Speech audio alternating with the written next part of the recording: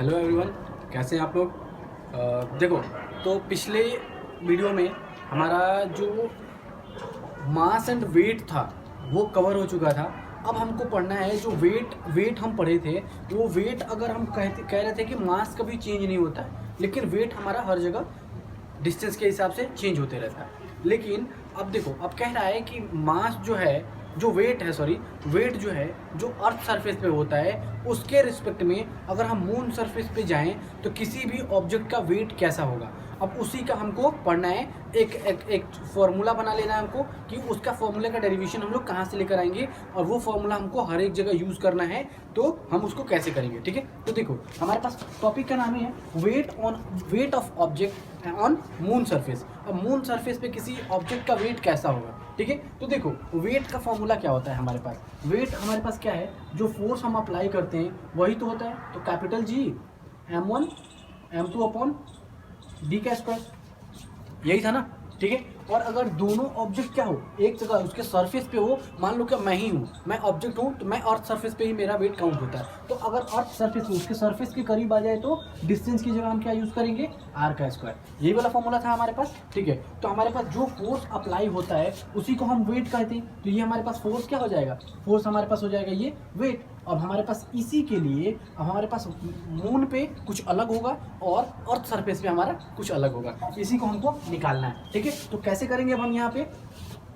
तो सबसे पहले हम क्या करते हैं, सबसे पहले हमको करना है क्या है, वेट ऑन मून सरफेस। तो मून सरफेस पे अगर हम बात करें तो हमारे पास कितना आना चाहिए, तो हमारे पास G और मास ऑफ मून और मल्टीप्लाई बाई ऑब्जेक्ट का मास अपॉन रेडियस का R, रेडियस ऑफ मून का स्क्वायर। ठीक है, अब ये हो गया फर्स्ट इक्वेशन, हम कर दे रहे हैं इसको, ये फर्स्ट इक्वेशन हो गया। अब सेकंड इक्वेशन की अगर हम बात करें तो हमारे पास क्या निकालेंगे हम फर्स्ट। अब यहाँ पे वेट ऑन अर्थ सरफेस, तो अर्थ सरफेस पे अगर हम देखें तो हमारे पास क्या हो जाएगा, मास ऑफ अर्थ और ऑब्जेक्ट का मास और डिवाइडेड बाई हमारे पास रेडियस ऑफ अर्थ का स्क्वायर, यही है हमारे पास। ठीक है, अब देखो जरा, अगर हमारे पास इक्वेशन 1 और इक्वेशन 2 देखें तो क्या है, इक्वेशन 2, तो जरा देखो वेट तो हमारे पास दोनों जगह है। तो अगर हम उसको दोनों को डिवाइड करें तो हमारे पास क्या हो जाएगा, wait of moon upon wait on अर्थ। अगर हम देखें तो हमारे पास क्या आ रहा है, जरा देखो इसके लिए। अब हमारे पास क्या है, G m मून का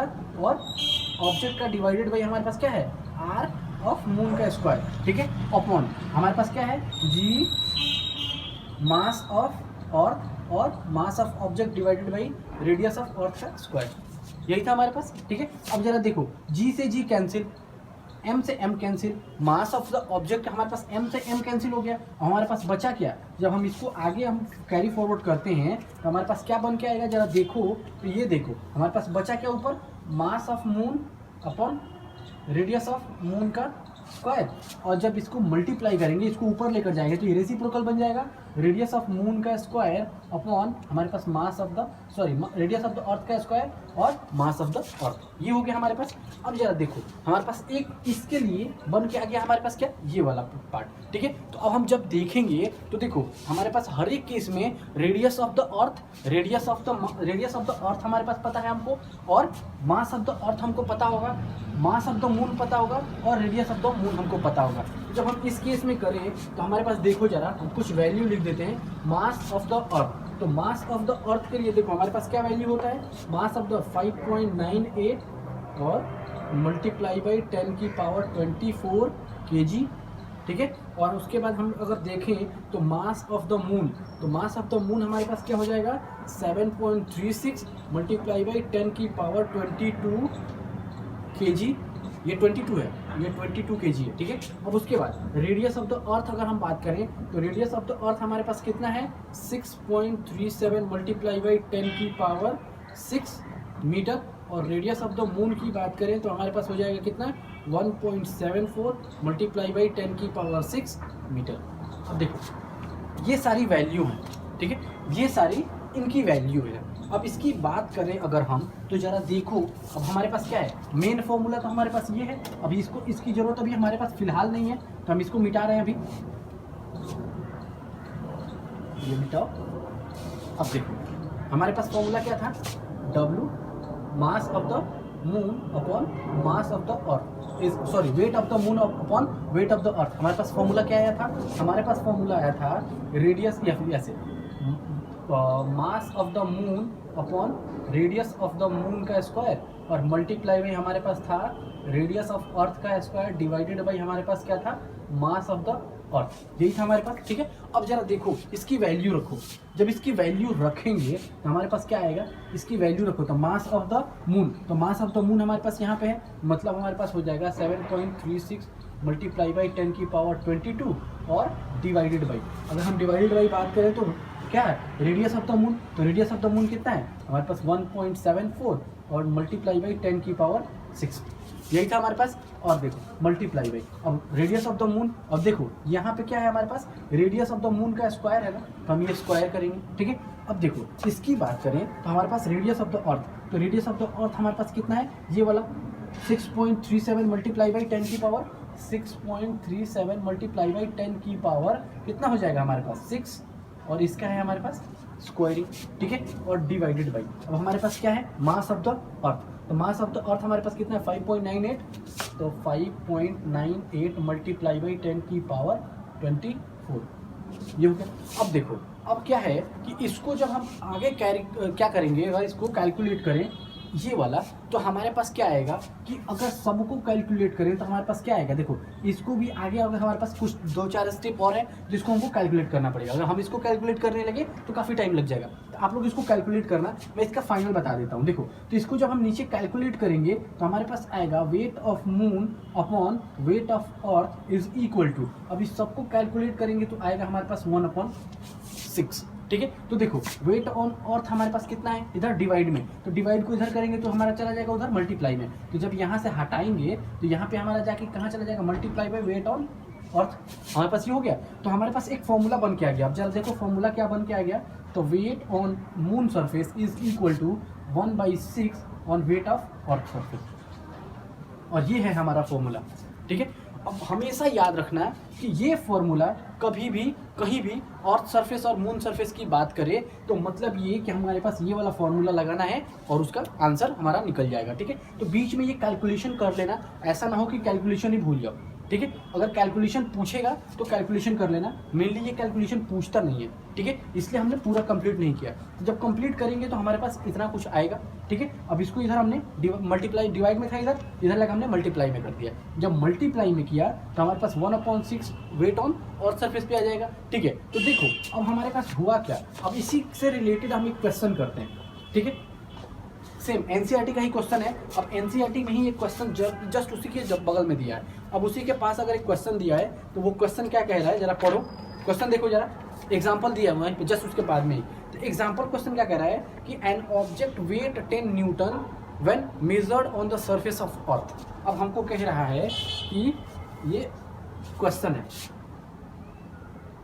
और ये एग्जाम्पल क्वेश्चन है हमारे पास किसका?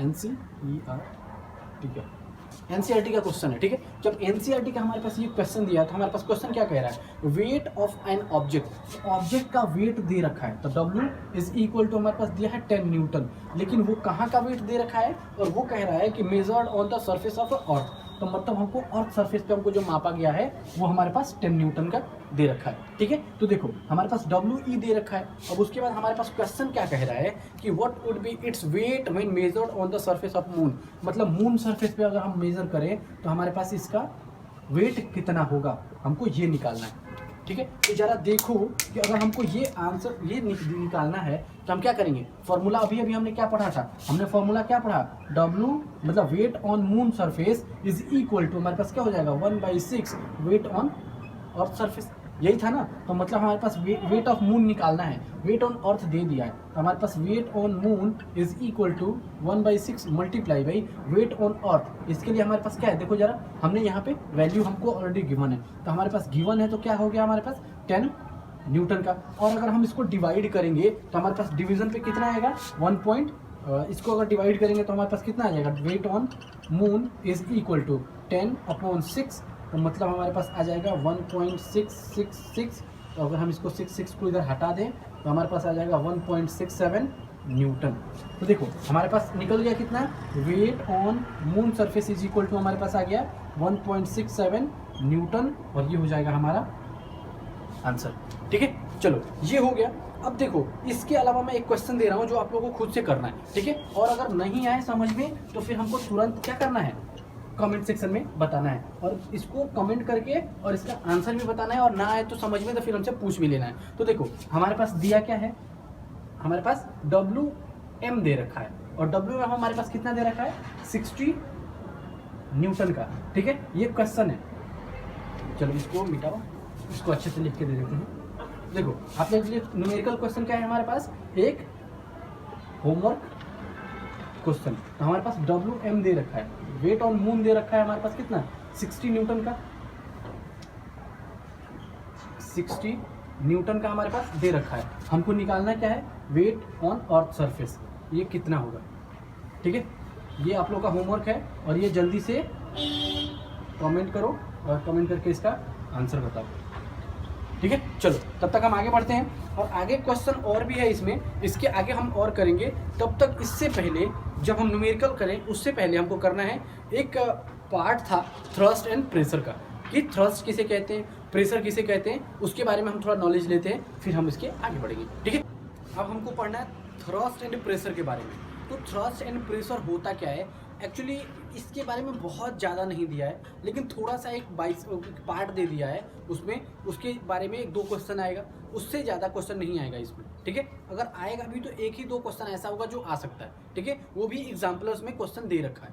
ठीक, तो देखो अब कह रहा है थ्रस्ट किसे कहते हैं और प्रेशर किसे कहते हैं। तो इसके बारे में अगर हम जाने तो थ्रस्ट एक्चुअली में होता क्या है, हम क्या करते हैं, किसी भी ऑब्जेक्ट पे हम क्या करते हैं, उस पर फोर्स लगाते हैं, फोर्स को ही एक्चुअली कहते हैं थ्रस्ट। लेकिन वैसे फोर्स को थ्रस्ट कहते हैं जो सरफेस के क्या हो, परपेंडिकुलर हो। मतलब मान लो कि ये एक सरफेस है, ठीक, अब इस सरफेस पे ये कोई प्रेशर फोर्स लग रहा है इसके परपेंडिकुलर, मतलब इनके और इसके बीच में, इसके और हमारे पेन के बीच में क्या हो, 90 डिग्री का एंगल हो। ठीक है, उसे कहते हैं थ्रस्ट। मतलब force acting on a object perpendicular to the surface of the object. मतलब जो सरफेस है ऑब्जेक्ट का उसके परपेंडिकुलर हो कोई भी फोर्स, उसे कहते हैं हम थ्रस्ट। ठीक है, अब आता है प्रेशर के बारे में। ठीक है, तो प्रेशर क्या होता है कि यूनिट एरिया, मतलब इसके एरिया पे जितना फोर्स अप्लाई किया जा रहा है उसी को कहते हैं प्रेशर। ठीक है, अब इसको हम डिफाइन कैसे करेंगे, तो यूनिट फोर्स या फिर force applied on unit area of surface, unit area of surface पे जो फोर्स अप्लाई होगा उसी को कहते हैं हम क्या, प्रेशर। अब जरा देखो हमने यहाँ लिख भी रखा है, और वो क्या है, जो मैंने बोला आप लोगों को वही हमने यहाँ पे लिख के रखा है, और वो क्या है, the force acting on an object, किसी भी ऑब्जेक्ट पे फोर्स जो अप्लाई होता है, और वो क्या होता है, परपेंडिकुलर टू इट्स सरफेस। वो सरफेस, वो ऑब्जेक्ट के सरफेस जो होगा, जिस सरफेस पे हम अप्लाई कर रहे हैं फोर्स को, उसके क्या हो, परपेंडिकुलर हो। तो परपेंडिकुलर अगर होगा सरफेस के, उसे क्या कहते हैं हम, थ्रस्ट कहते हैं। मतलब ये कि जरा देखो कि ऑब्जेक्ट कोई हमारे पास ये है, और इसका ये सरफेस एरिया है। ठीक है, अब इस सरफेस एरिया पे कोई ऑब्जेक्ट अप्लाई करना है, कोई फोर्स अप्लाई करना है, तो फोर्स अप्लाई अगर हम करेंगे तो वो कैसे करेंगे, जरा देखो, तो थ्रस्ट के रूप में अगर हम अप्लाई करें तो कैसे, मान लो कि अगर इस सरफेस पे हमको करना है तो हम ऐसे करेंगे, तो मतलब इनके बीच में क्या हो, 90 डिग्री का एंगल हो।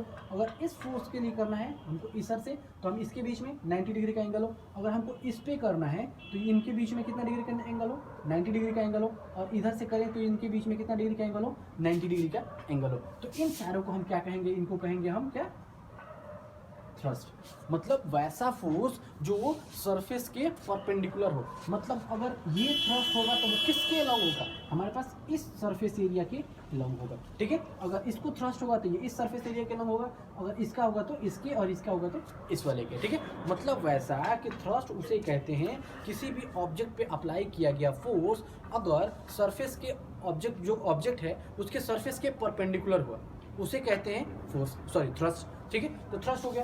अब आता है प्रेशर के बारे में पढ़ना। तो प्रेशर हमने क्या बताया था कि यूनिट एरिया पे, मतलब यूनिट एरिया पे जो थ्रस्ट अप्लाई किया जाए, मतलब थ्रस्ट वही यूनिट एरिया पे जो थ्रस्ट अप्लाई किया जाए या जो फोर्स अप्लाई किया जाए। अब कह रहा है कि मान लो कि हमारे पास क्या है, इतना बड़ा एरिया है, इतना बड़ा एरिया है, इतना, ये सारा एरिया इसका है। अब कह रहा है कि हमको क्या अप्लाई करना है, हमको यहाँ, तो यूनिट एरिया पे जो फोर्स अप्लाई किया जा रहा है उसी को हम कहते हैं क्या, प्रेशर। ठीक है, तो प्रेशर के लिए एक फॉर्मूला होता है, इसका न्यूमेरिकल भी आता है, एक दो क्वेश्चन न्यूमेरिकल आता है। इसके लिए अगर हम बात करें तो हमारा क्या होता है, जरा देखो, प्रेशर जो होगा फॉर्मूला, तो थ्रस्ट पर यूनिट एरिया। ठीक है, थ्रस्ट पर यूनिट एरिया को ही हम कहते हैं क्या, प्रेशर। अगर हम इसका डेफिनेशन अलग भी करें तो डेफिनेशन क्या होगा, it is the ratio of thrust per unit area, उसको कहेंगे हम क्या, प्रेशर। ठीक है, अब प्रेशर के लिए जो इसका एसआई यूनिट होगा, तो एसआई यूनिट हम कैसे उसको डिफाइन करेंगे, तो देखो इसमें देखो जरा, अब एसआई यूनिट के लिए हम क्या करेंगे, तो यहाँ थ्रस्ट क्या है, फोर्स है, फोर्स का एसआई यूनिट क्या होता है, न्यूटन, और एरिया क्या है हमारे पास, उसका एसआई यूनिट क्या होता है हमारे पास, मीटर स्क्वायर। ठीक है, तो इसी को हम लिख सकते हैं क्या, न्यूटन मीटर स्क्वायर पर मीटर स्क्वायर। ठीक है, और उसके अलावा अगर हम इसी की बात करें तो यही होता है हमारे पास क्या, इसी को कहते हैं पास्कल। ठीक है, न्यूटन पर मीटर स्क्वायर को ही हम कहते हैं पास्कल। ठीक है, अब हो गया ये वाला। देखो अब आगे कह रहा है कि अगर देखो कि मान लो कि अगर प्रेशर की हम बात करें तो प्रेशर हमारे पास क्या है, देखो जैसे जैसे इसमें क्या है, अगर हम इसे क्या है, इनवर्सली प्रोपोर्शनल आ रहा है किसके, एरिया के। मतलब ये कि अगर एरिया हमारे पास बढ़ते जाएगा तो हमारे पास प्रेशर क्या होगा, घटते जाएगा, और अगर एरिया हमारे पास कम होगा तो प्रेशर हमारा क्या होगा, बढ़ते जाएगा। मतलब ये कि जैसे जैसे क्या है हमारे पास, इसकी बात करें तो देखो हम अगर काउंट करें सिर्फ इतने में, तो मतलब पहले केस में क्या है हमारे पास कि क्या इतना है, ठीक है, और हम इस पर फोर्स अप्लाई कर रहे हैं। ठीक है, थ्रस्ट मान लो हमारे पास 5 न्यूटन का है, तो प्रेशर हमारे पास इस एरिया के लिए निकलेगा, तो इस एरिया के लिए अगर हमारे पास प्रेशर निकला तो वो क्या होगा हमारे पास, मतलब हमारे पास कितना हो जाएगा, लार्ज अमाउंट का होगा। ठीक है, अब सेम अगर हम बात करें कि सेम न्यूटन का फोर्स हमारे पास क्या है, सरफेस एरिया को हम बढ़ा दें तो सेम न्यूटन का फोर्स है, मतलब हमारे पास फिर से 5 न्यूटन का ही फोर्स आएगा, लेकिन हमारे पास क्या है, सरफेस एरिया को हमने बढ़ा दिया। तो जैसे हमने सरफेस एरिया को बढ़ाया तो हमारे पास क्या हो जाएगा, प्रेशर क्या हो जाएगा, कम हो जाएगा। तो मतलब हमारे पास प्रेशर का अमाउंट क्या हो जाएगा, स्मॉल। ठीक है, प्रेशर हमारा कम हो जाएगा। जैसे जैसे हम एरिया को बढ़ाएंगे प्रेशर हमारा कम होते जाएगा, और जैसे जैसे एरिया को हम कम करते जाएंगे प्रेशर हमारा बढ़ते चला जाएगा। ऐसा क्यों, क्योंकि हम फिगर में ही हमारे पास क्या था, फॉर्मूले में ही हमने क्या बताया है, जो थ्रस्ट है वो डायरेक्टली प्रोपोर्शनल है, और जो एरिया है वो क्या है, इनवर्सली प्रोपोर्शनल है। मतलब ये कि एरिया को अगर हम बढ़ाएंगे तो हमारे पास क्या होगा, प्रेशर कम होगा, और एरिया को कम करेंगे तो हमारा प्रेशर बढ़ते चला जाएगा। ठीक है, चलो इससे रिलेटेड हमारे पास एक क्वेश्चन है, उस क्वेश्चन को करते हैं फिर हम आगे बढ़ते हैं। ठीक है, देखो अब क्वेश्चन कह रहा है कि a block of would is kept on a table. अब टेबल पे एक वुडन ब्लॉक रखा गया है, मान लो कि हमारे पास क्या है, एक टेबल है, ठीक है, और उस पर एक वुडन ब्लॉक रखा गया और जिसका मास कितना दे रखा है हमारे पास, 5 kg का दे रखा है। ठीक है, अब उसके बाद कह रहा है कि जो टेबल का डायमेंशन है वो टेबल का डायमेंशन हमारे पास कितना दे रखा है, हमारे पास ये कुछ टेबल इस तरह से है,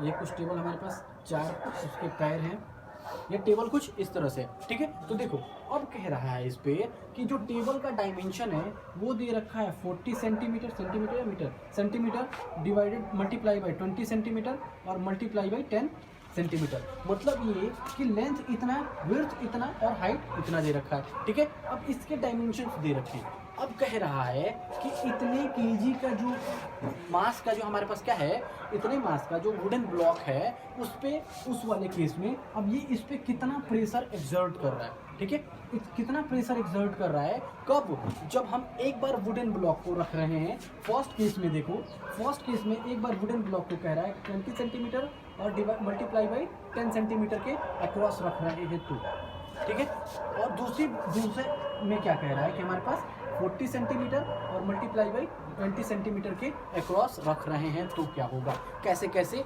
थ्रस्ट एंड प्रेशर जो हमारा निकलेगा वो प्रेशर कैसे कैसे निकलेगा। ठीक है, तो हम सबसे पहले फर्स्ट केस के लिए करते हैं, उसके बाद हम इसके आगे बढ़ेंगे। ठीक है, तो देखो फर्स्ट केस करने से पहले हमारे पास क्या है, इसका मास दे रखा है, हमारे पास क्या है, थ्रस्ट तो दिया नहीं है। तो थ्रस्ट क्या होता है, थ्रस्ट जो इस पे परपेंडिकुलर जो लगता है, तो मतलब इस पे परपेंडिकुलर जो फोर्स लगेगा वही तो निकालना है। तो फोर्स कैसे निकलेगा, लगेगा। अब जब हम किसी भी ब्लॉक पे अगर इस पे इस टेबल पे कुछ रख रहे हैं तो क्या है, जो हमारे पास अर्थ का सरफेस है उसके परपेंडिकुलर ही है।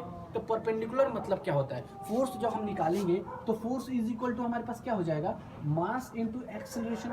लेकिन इस केस में क्या है, हमारे पास हॉरिजॉन्टली नहीं है, अब इसमें हमारा वर्टिकली है। तो वर्टिकली परपेंडिकुलर है का क्या मतलब, हमारे पास यहाँ पे क्या हो जाएगा, जो ग्रेविटी के द्वारा जो फोर्स लगेगा वही तो हो जाएगा। ठीक है, तो देखो हमारे पास क्या हो जाएगा, जो F है वो कितना है, मास हमारे पास 5 kg और मल्टीप्लाई बाई जो हमारे पास ये है वो कितना है। अब जरा देखो हमारे पास ग्रेविटी, और ग्रेविटी अगर हमको दिया नहीं होता है तो हम कितना ग्रेविटी लेते हैं, हमारे पास 9.8 मीटर पर सेकंड स्क्वायर, हम यही ग्रेविटी लेते हैं ना। तो हमारे पास देखो ये अगर मल्टीप्लाई करें तो हमारे पास कितना हो जाएगा, तो 49 मीटर पर सेकंड, अच्छा केजी मीटर पर सेकंड स्क्वायर ये हो जाएगा। और हमारे पास फोर्स का ऐसा यूनिट क्या होता है, या तो हम ये लिखेंगे या फिर हम क्या लिखेंगे, F इज इक्वल टू 49 और ये हो जाएगा हमारा न्यूटन, इसी को हम कहते हैं न्यूटन। ठीक है, तो हमारे पास कितना निकल गया, फोर्स जो है मतलब फोर्स मतलब जो थ्रस्ट है वो कितना निकल गया हमारे पास 49 न्यूटन का। तो चलो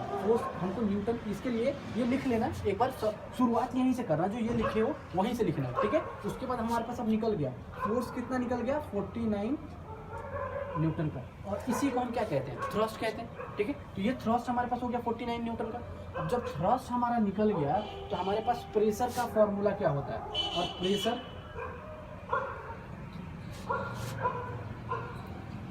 इज इक्वल टू हमारे पास क्या हो जाएगा, थ्रस्ट अपॉन एरिया। ठीक है, अब देखो सेम फॉर्मूला हमारा यही यूज होगा, और वो यूज कैसे होगा यार। अब हम फर्स्ट केस में चलते हैं, तो फर्स्ट केस में अब हमारा जरा देखो हमारे पास जो रेशन था वो क्या था, हमारे पास जो एरिया दे रखा था वो कितना दे रखा था, 20 सेंटीमीटर मल्टीप्लाई बाई 10 सेंटीमीटर, यही दे रखा था हमारे पास। तो अब जरा देखो, तो pressure is equal to thrust upon area. ठीक है, अब एरिया से हमारा क्या है, जिस सरफेस पे लग रहा है उसी सरफेस का एरिया। अब ये नहीं कि टोटल का एरिया नहीं निकालेंगे, मतलब मान लो कि अगर हमारे पास सिर्फ इस वाले सरफेस पे लग रहा है, इसके अगर देखा जाए तो हमारे पास हाथ देखो सिर्फ इस सरफेस पे लग रहा है, तो लेंथ जो हमारा होगा वो और इसका विड्थ जो होगा वो सिर्फ इतने के लिए हमारा यूज होगा। ठीक है, तो अब हम क्या करेंगे इसके लिए कि थ्रस्ट तो हमारे पास है, अब थ्रस्ट हमारे पास कितना यूज होगा 49 न्यूटन का, और एरिया, अब एरिया का डायमेंशन दे रखा है, लेंथ दे रखा है, विड्थ दे रखा है हमारे पास। अब देखो हमारे पास क्या है, इसमें है सेंटीमीटर। अब इसको जब करें तो ये हमारे पास कितना आ जाएगा 200 सेंटीमीटर स्क्वायर। ठीक है, अब इसको जरा अगर हम मीटर में चेंज करें तो मीटर में चेंज करेंगे तो क्या हो जाएगा, हमारे पास क्या होता है 100,000 centimetre is equal to 1 metre. ठीक है, अब जरा देखो अगर हम इसको डिवाइड करें, हम अच्छा ये मैंने गलत लिख दिया, देखो तो अगर हम इसको डिवाइड करें तो डिवाइड करेंगे तो हमारे पास कितना हो जाएगा ये, चलो जब इसको डिवाइड करोगे तो हमारे पास क्या होता है centimetre square, 100 centimetre is equal to 1 metre. तो अब इसका अगर हम स्क्वायर करें, क्यों, क्योंकि हमको मीटर का स्क्वायर चाहिए, क्योंकि यहाँ पे देखो सेंटीमीटर स्क्वायर है और हमको मीटर के स्क्वायर में चाहिए। तो जब हम इसको डिवाइड करेंगे तो कितना हो जाएगा, जरा देखो तो देखो ये हो जाएगा हमारे पास ये, अब इसका स्क्वायर करो तो हमारे पास 100 × 100 मतलब हमारे पास हो जाएगा 10,000। ठीक है, तो अब इसको हम डिवाइड करेंगे किससे, 10,000 से, तो 2 जीरो से 2 जीरो तो कट गया। अगर हम इसको डिवाइड करते हैं तो हमारे पास आंसर आ गया कितना 0.02 मीटर स्क्वायर। ठीक है, अब इसके लिए हमारा हो जाएगा 0.02 मीटर स्क्वायर। ठीक है, अब चलो अब इसके लिए हम करते हैं आगे। अब जब इसका देखें तो हमारे पास प्रेशर इज इक्वल टू क्या आया 49 तक न्यूटन में आया, और डिवाइडेड बाई 0.02, और ये हो जाएगा हमारा मीटर स्क्वायर, और न्यूटन पर मीटर स्क्वायर को हम कहते हैं क्या, पास्कल। अगर इसको डिवाइड करो तो हमारे पास कितना हो जाएगा, अगर इसको डिवाइड करेंगे तो जरा देखो सबसे पहले हम इसको पॉइंट को हटाएंगे, तो पॉइंट जब हटाएंगे, चलो इसको भी हटा दो, दूर करो, तो पॉइंट को हटाएंगे तो ऊपर किससे डिवाइड मल्टीप्लाई जाएगा 100 से, तो हमारे पास नीचे कितना आ जाएगा, जरा देखो कितना आ गया, और इसको यही रहने दो न्यूटन और मीटर स्क्वायर, ये हो गया। ठीक है, हेलीकॉप्टर देखो तो हमारे पास कितना आ गया, P इज इक्वल टू हमारे पास कितना 4900 डिवाइडेड बाई 2, जब इसको हम डिवाइड करेंगे तो आ जाएगा 2450 न्यूटन पर मीटर स्क्वायर, या फिर इसी को हम कह देंगे क्या, पास्कल।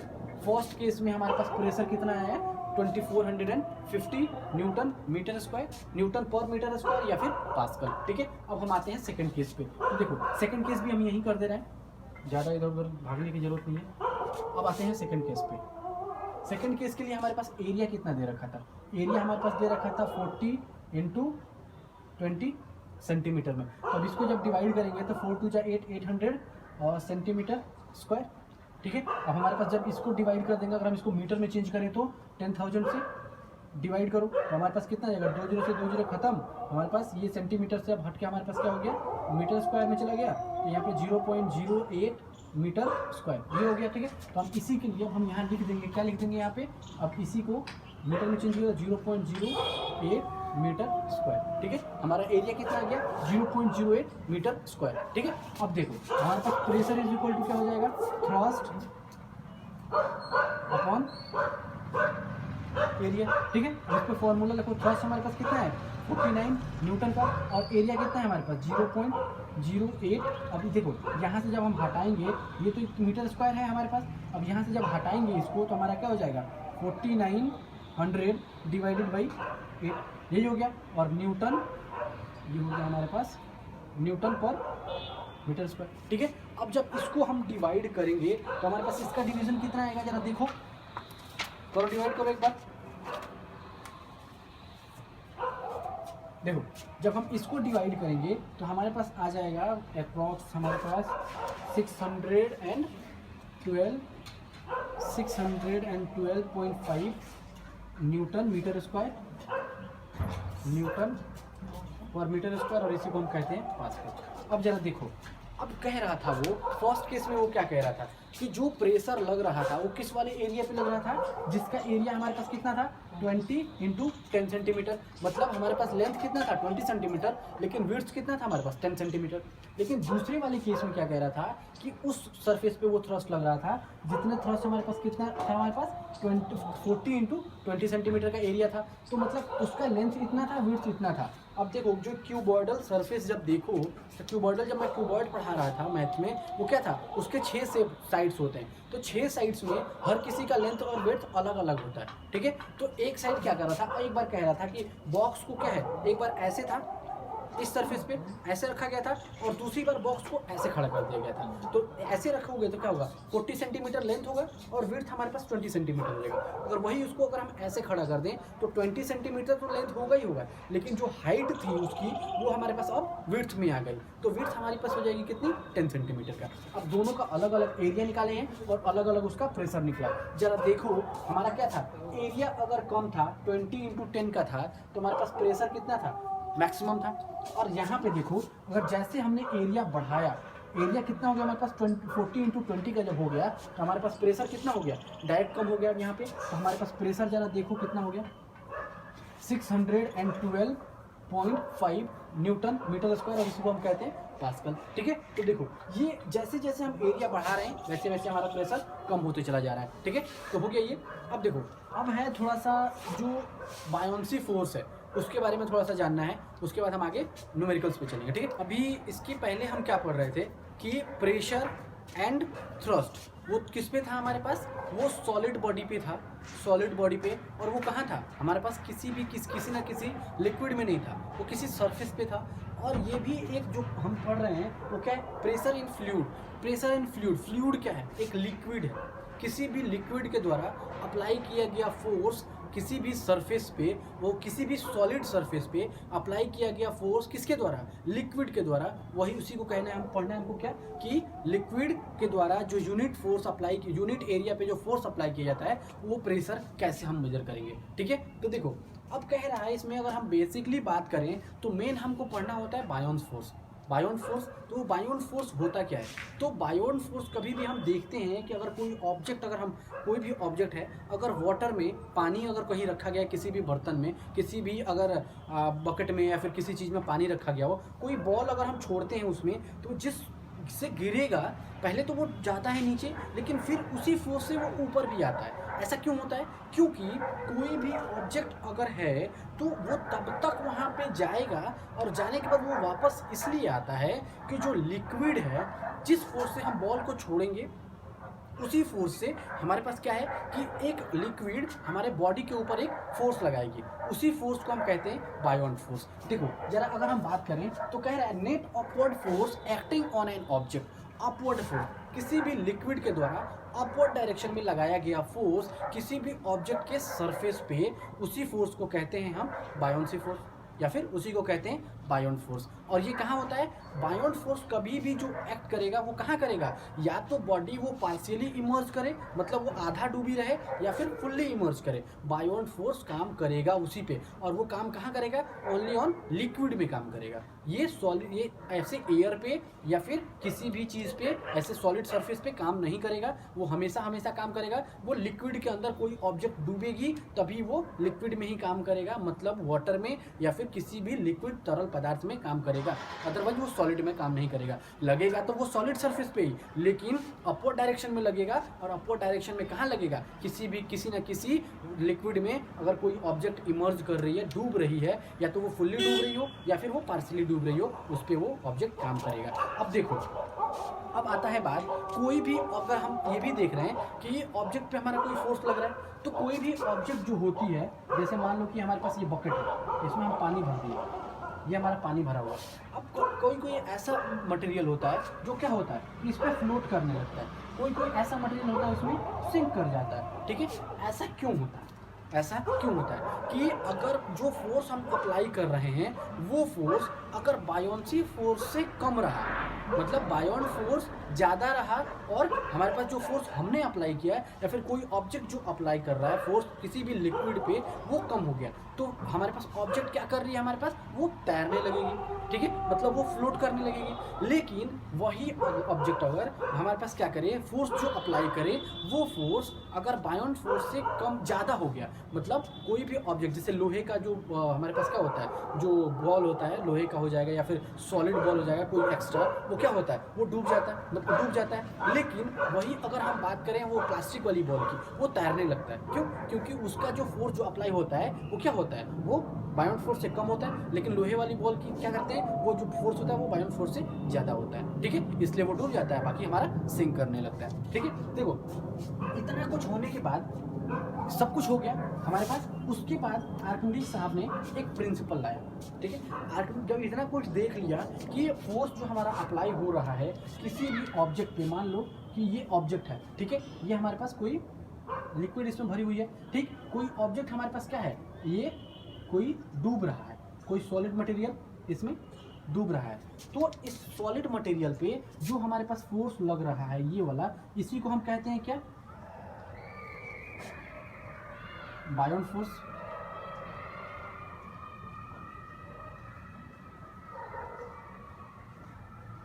बायोंट फोर्स अब कह रहा है कि हमने ये तो पढ़ लिया कि बायोंट फोर्स लगता है, लेकिन वो कितना वेट का लगता है, कितना न्यूटन का फोर्स लगता है, मतलब उसको अगर हम डिफाइन करें तो ये कितने न्यूटन का फोर्स लगेगा, उसको हम कैसे करेंगे? तो न्यूटन साहब, वो गैलीलियो साहब आए, सॉरी आर्किमिडीज प्रिंसिपल जो है, आर्किमिडीज साहब आए, और आर्किमिडीज साहब आके क्या बोले कि जो फोर्स लगता है वो कितने न्यूटन का लगेगा, वो कैसे हम डिफाइन करेंगे?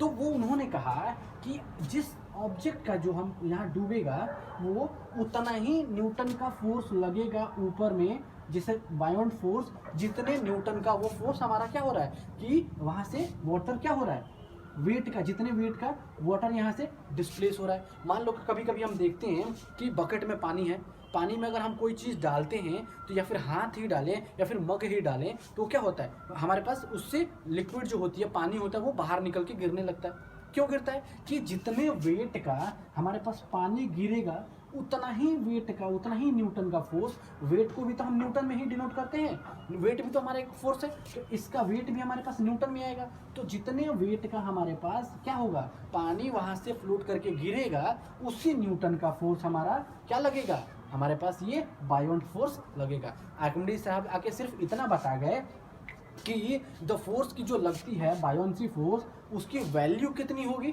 तो वैल्यू उतनी होगी जितना वेट का, जितने न्यूटन का वेट हमारे पास पानी बाहर निकलेगा, जितना वेट हमारा पानी बाहर निकलेगा उसी न्यूटन का फोर्स हमारा नीचे से अप्लाई हो रहा है, वो होगा बायोंट फोर्स। ठीक है। चलो, उनका सिर्फ इतना ही कहना था और इसके बाद उन्होंने कुछ भी नहीं कहा, ठीक है। अब इसके अलावा हमको थोड़ा बहुत और कुछ पढ़ना है।